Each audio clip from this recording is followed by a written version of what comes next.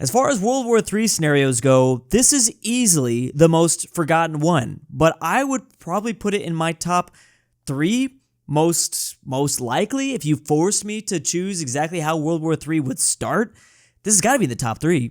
But I feel like over the last 10 years, everyone's just kind of completely forgot about it. Maybe 15 to 20 years ago, it was, or even further back, it was kind of more on people's radar. But with world tension increasing all around, this has kind of gone by the wayside. And here we go again. It's starting to creep back up into people's spotlight. We live in some really scary times.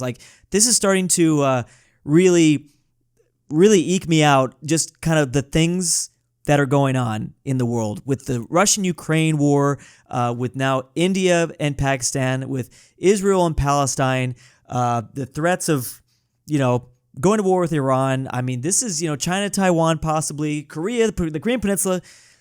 Things really feel like they did pre-World War era days. I mean, I've talked about it many times before, the multipolar world that we're beginning to live in. Maybe that's a possibility, but there just seems to be conflict breaking out everywhere. And this is easily one, I just said it, this is easily one of the most terrifying.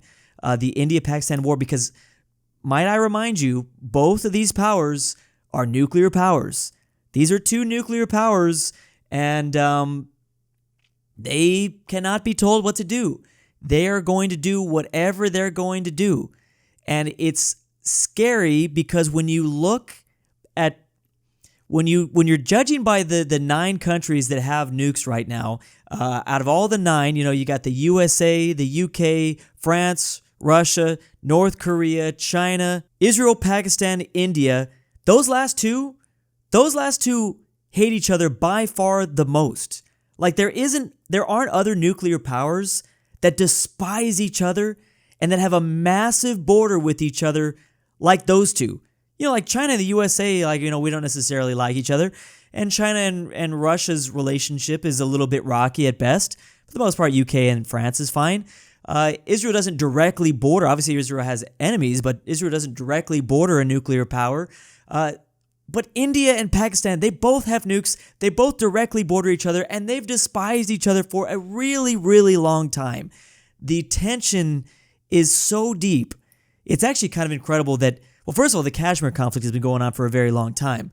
I wouldn't say over 1,000 years, but it's been going on for a very long time over there. I feel like it was only a matter of time before tensions ramp back up where the whole world kind of focuses in. And one of the reasons why I brought up, you can't tell these nations what to do because they are driven by that they do not like each other. They really do not. I mean, in their history, kind of being forced into one giant colony by the British Empire.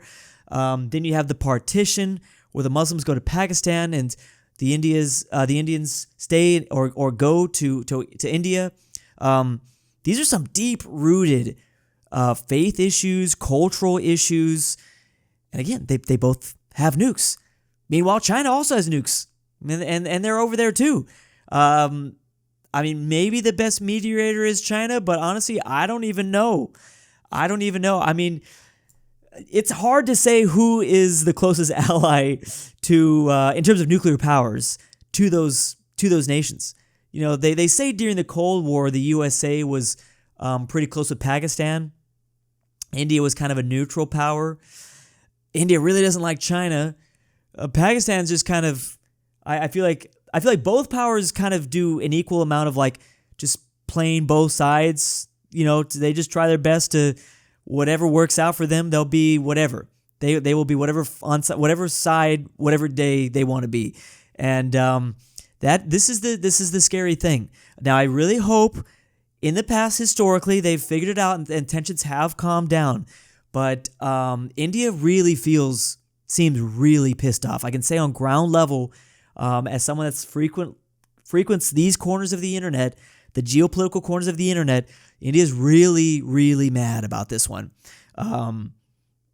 And it doesn't help that, you've got the Israel-Palestine conflict in the background that is now kind of extending over here. I mean, that's definitely a part of it. weirdly enough, that conflict that is occurring thousands of miles, like 1,000 miles, 2,000, 3,000 miles away, is impacting this whole other region.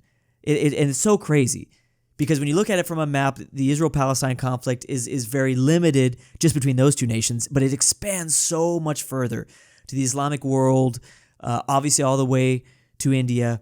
So I really hope that things do calm down, but it's scary. With the Korean Peninsula, you got North Korea not liking South Korea, but it's not like South Korea also has nukes. It's not like Japan has nukes. The U.S. does, but there's no direct border there.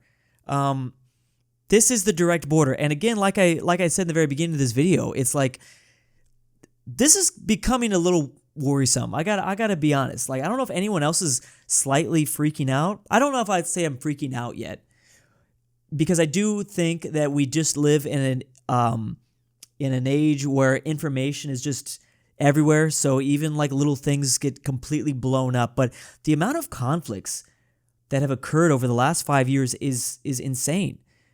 Like we're seeing conflict all around the world, like literal wars happening. I didn't even mention Armenia and Azerbaijan. That's another one that I always forget about. I mean, after the Cold War, the world was pretty like, it was pretty peaceful. I mean, people literally thought it was over. The world was we've just achieved utopia, basically. After the Soviets fell and the Cold War ended and, the U.S. had homogeny.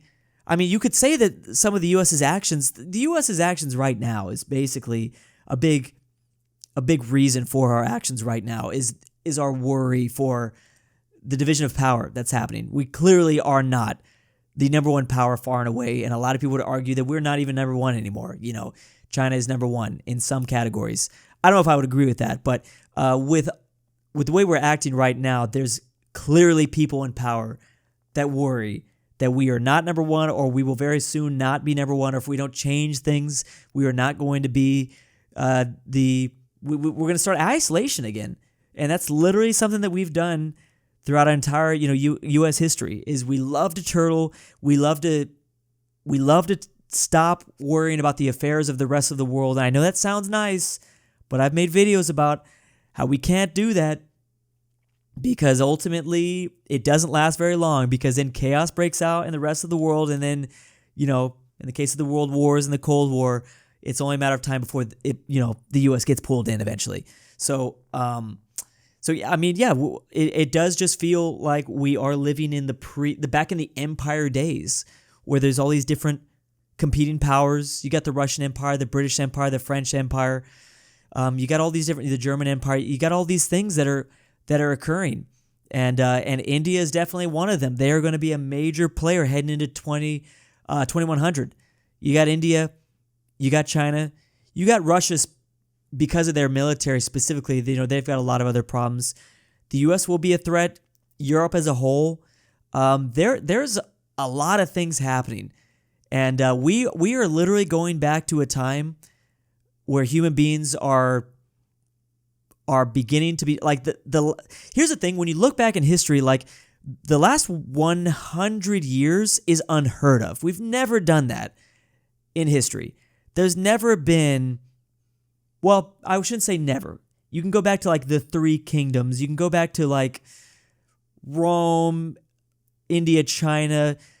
But the last for sure 50 years during the Cold War, just having two major powers, and then after that, just the U.S. kind of coming out on top during the 90s and the early 2000s, you could say, and just being the de facto number one, clearing away. Like, that is not normal. It is very normal to have a division of power and different spheres of influence. Obviously, Russia is exerting their spheres of influence because they're trying to bring back their de facto empires again, because there still very much is empires, but they're a lot more invisible nowadays. The French, the British to an extent, the Europeans, that there still are spheres of influence. There still are empires. You just don't see them on maps anymore. That's the clear difference. But economically, they're there. On a company level, they're there.